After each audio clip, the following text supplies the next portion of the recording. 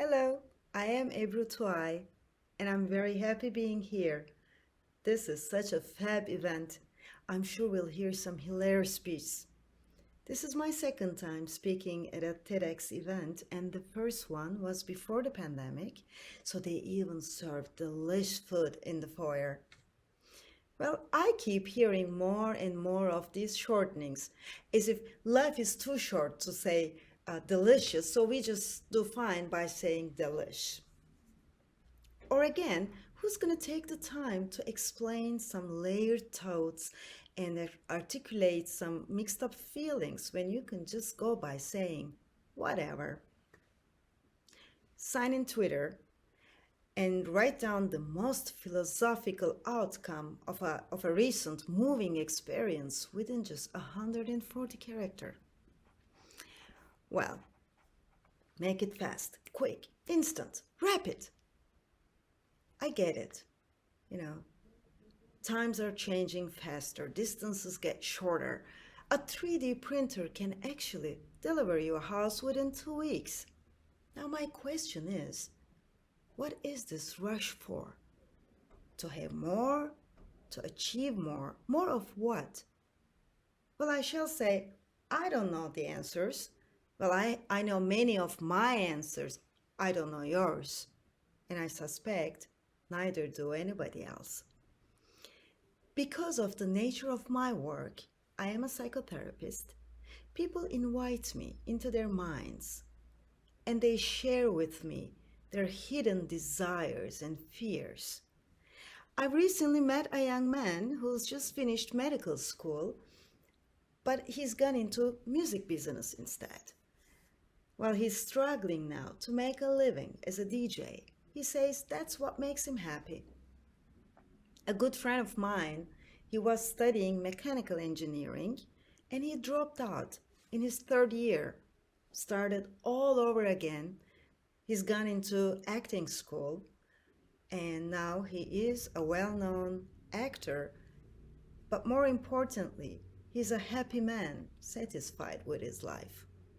Another dear friend of mine, he finished naval engineering as an honor student and he decided to honor who he really is. And he's gone into the field of education. He is a public speaker and studied sociology along the way. And now he helps people to construct meaningful relationships. Knowing yourself can't be forced, nor can it be rushed. You want the fast track path to success? Well, study yourself first. What makes you really thrive? Once you thrive, you're noticeable naturally. Well, I say that because I came across one of those Instagram advertisements the other day. You know how they promise you like thousands of followers? Well, it's in the name followers. They follow naturally once they notice you. Notice something good. What do you attribute to success? What is success to you? Speed, beauty, wealth, appellations? Well, these are all fine, by the way. No objections there. I met many beautiful, wealthy, privileged people. Some were in constant anxiety of losing their beauty, money, or place in society. So much in fear and agony. It's heartbreaking to watch someone give in fear and not realize her true potential. So the question is, why do you want to be successful? To live in fear and despair, or to live happy and satisfied? Well, deliver that Amazon, will you? Neuroscience and the studies of positive psychology, they prove that happiness is a key driver and precursor of success. The brain works better when one is happy. A meta-analysis I want to get these names right because they do so much work to bring us these findings, you know. So a meta-analysis by Sonia Lyubomirsky, University of California, Laura King, University of Missouri, at dinner, University of Illinois show us a very clear link between success and happiness.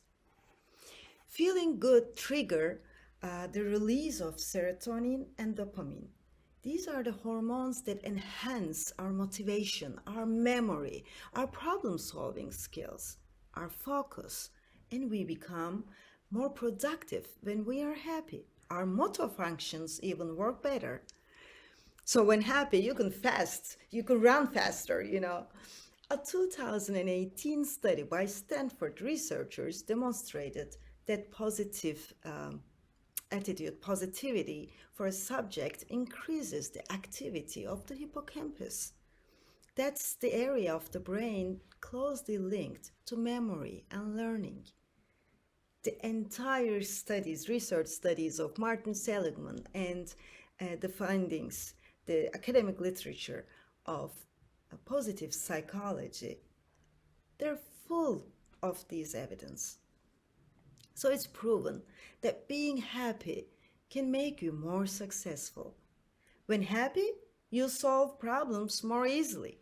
When happy, you can think of more alternatives about anything. When happy, you can handle more. Your body has more energy. Your mind has more energy. The tricky part is being happy is something else than having pleasure, doing what pleases you.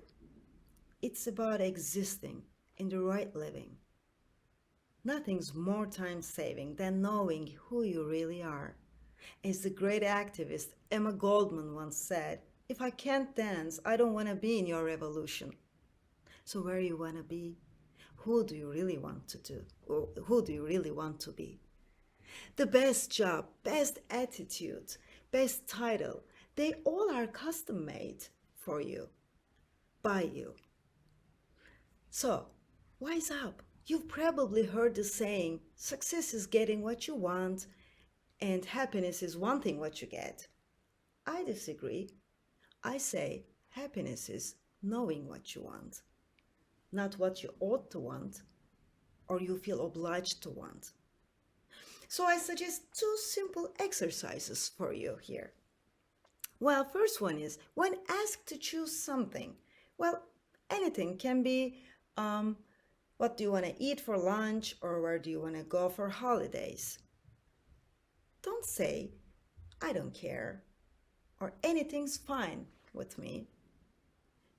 Just please think and find your wish, your preference, and give an answer. I want a salad with chicken. I want to go to Mediterranean coast for the summer. You may end up, having a cheese sandwich or staying in town for the summer. Well, the point is, dare to know what you want. So please always come up with an answer and think of your preference, your wish. Well, secondly, name your emotions. When you are busy with something, anything, just observe and define your emotion. Do you feel engaged? Do you feel bored? You are excited? You are anxious?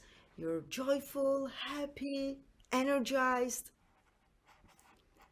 So someone's definition of success might be different than what defines a successful you. To define success, you need to define who you are first. Make sure your heart and your mind work as a team. Well, if you leave out your passion or your skills or your logic, well, then you can't become the genuine you. We don't need shortcuts. We just need the essence. Well, Shakespeare would be huge in Twitter nowadays. See, he did it all with just 30 characters after all. To be or not to be? That is the question. Thank you.